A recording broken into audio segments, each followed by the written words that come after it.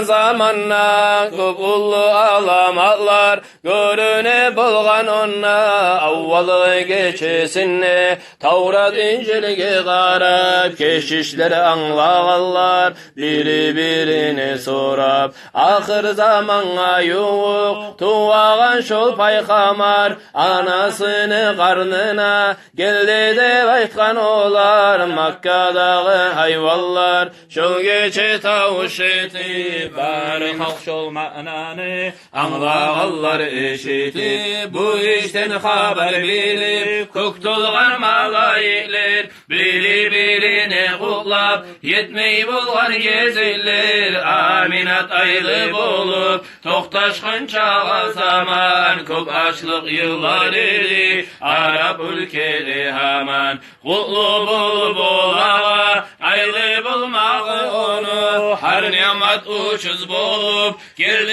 erkin zamanı Rasul tuğmağa yok bulgan son köp malayik düşüp tavaf ettiler uyun ne kaba yemek huru kızlar da bulup aminatını oyun ne kutladı olar onu şaklık bir kuyun ne senden tuğan avlet bari mahluk sultanı olur iki dünyada mümin kullanı canı anamız Hava bulan Meryem'na asiyatta onlar da kutladılar gelip arzu suratta dediler ulu devlet yeledin seni amina sendendir ol tuvacak bari alama rahmet bari da halk anası Hava bulsa da masal seni devlet almağa bulmadı oğar amal kızla yedi bulsa da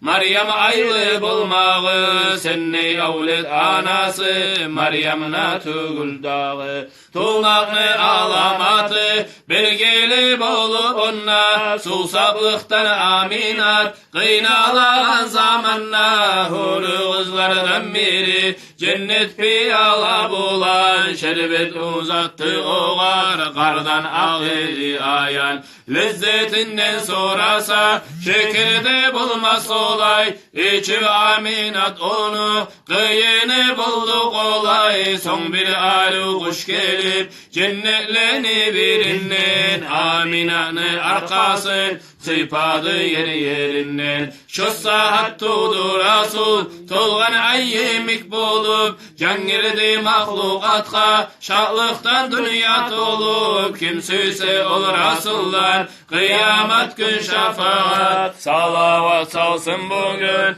rahatın eşitken sahat Mevla'ya salli ve sallim daimen abadan ala habibike hayr lil halqi kullihim